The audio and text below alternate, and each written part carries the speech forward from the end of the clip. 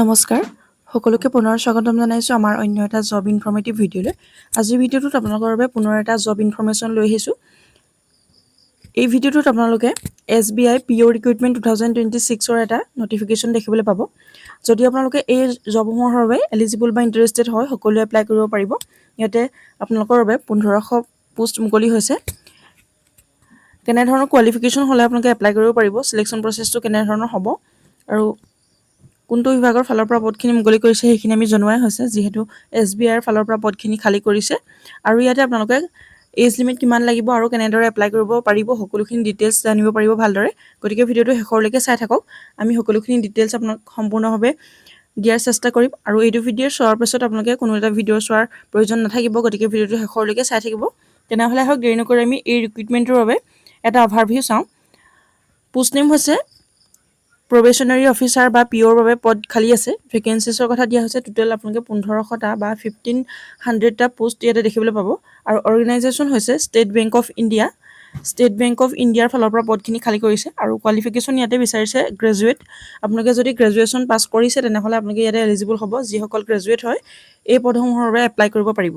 আৰু apply মোডটো online থাকিব, আপোনালোকে অনলাইন মাধ্যমেৰে এপ্লাই কৰিব লাগিব। আৰু ইয়াতে এপ্লাই ষ্টাৰ্ট ডেট হৈছে 18 জুন 2026। জুনৰ 18 তাৰিখৰ পৰা ইয়াতে এপ্লাই ষ্টাৰ্ট হৈ গৈছে আৰু লাষ্ট ডেটটো হৈছে 8 জুলাই 2026। জুলাইৰ 8 তাৰিখ পৰ্যন্ত আপোনালোকে এপ্লাই কৰিব পাৰিব। যিসকলে এপ্লাই কৰিম বুলি ভাবিছে বা যিসকল যোগ্য হয় তেওঁলোকে 8 জুলাইৰ ভিতৰত সকলোৱে এপ্লাই কৰিব পাৰিব।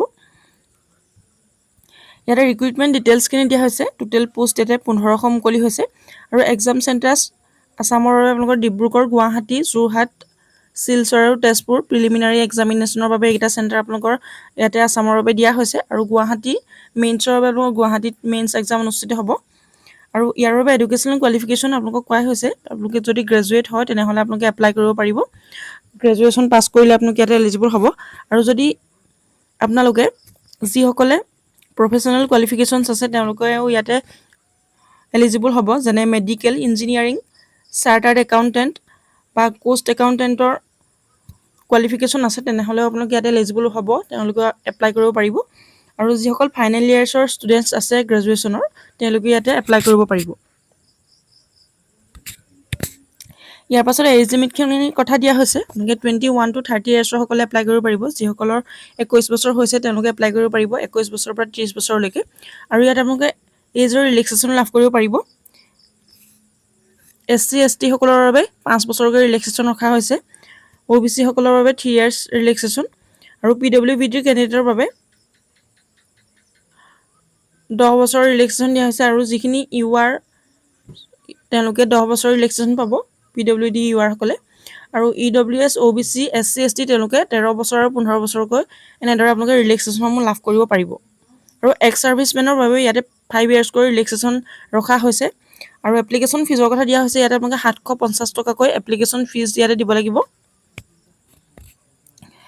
আৰু পে স্কেলটো থাকিব ইয়াতে 48,480 পৰ্যন্ত আপোনালোকে এটা বেছিক চেলাৰী লাভ কৰিব পাৰিব ইয়াতে।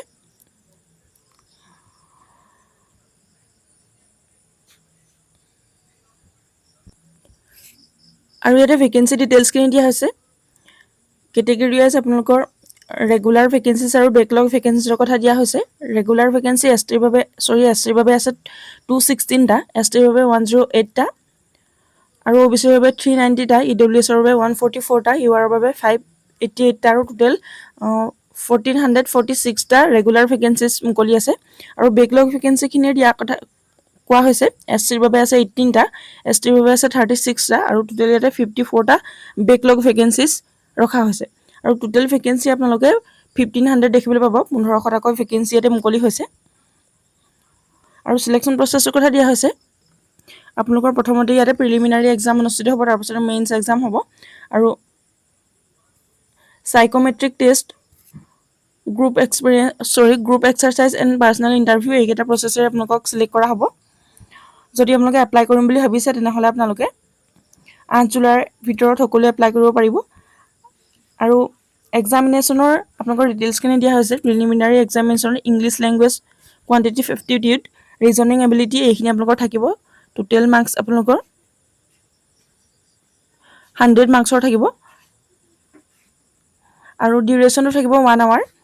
আৰু মেইন অবজেক্টিভ টাইপৰে কুৱেশ্যন থাকিব তাতে reasoning and computer aptitude, data analysis and interpretation, general awareness, economy or banking আৰু ইংলিছ লেংগুৱেজ এইকেইটা আপোনালোকৰ থাকিব মেইনছ এক্সামত। আৰু মেইন ডেছক্ৰিপটিভ থাকিব আপোনালোকৰ কমিউনিকেশ্যন স্কিলছ, তাতে আপোনালোকৰ 30 মিনিটছৰ 30 মাৰ্কছৰ এটা এক্সাম অনুষ্ঠিত হ'ব। এইখিনি আছিলে ডিটেইলছ। যদি আপোনালোকে এপ্লাই কৰিব বিচাৰে বা যিসকল ইণ্টাৰেষ্টেড আৰু এলিজিবল হয় তেওঁলোকে অনলাইন মাধ্যমেৰে যিহেতু এপ্লাই কৰিব পাৰিব, সেইবাবে আপোনালোকে SBIৰ যিটো অফিচিয়েল ৱেবছাইট আছে তাতে গৈ আপোনালোকে সকলোৱে এপ্লাই কৰিব পাৰিব। 8 জুলাইৰ ভিতৰত সকলোৱে এপ্লাই কৰিব পাৰিব। আৰু যিসকলে আমাৰ চেনেলটোত প্ৰথমবাৰৰ ভিডিঅ' চাইছে তেওঁলোকে চেনেলটো ছাবস্ক্ৰাইব কৰি ৰাখিব এনেধৰণৰ জব ইনফৰ্মেটিভ ভিডিঅ'সমূহৰ নটিফিকেশ্যন আগলৈ লাভ কৰি থাকিবলৈ। আৰু আমাৰ টেলিগ্ৰাম চেনেল আৰু হোৱাটছএপ চেনেলত জইন হৈ ল'ব। ডেছক্ৰিপশ্যন বক্সত ইয়াতে আপোনালোকৰ লিংকসমূহ পাব, তাতে গৈ আপোনালোকে জইন হৈ ল'ব পাৰিব। ভিডিঅ'টো শেষলৈকে চাই থকাৰ বাবে বহুত বহুত ধন্যবাদ।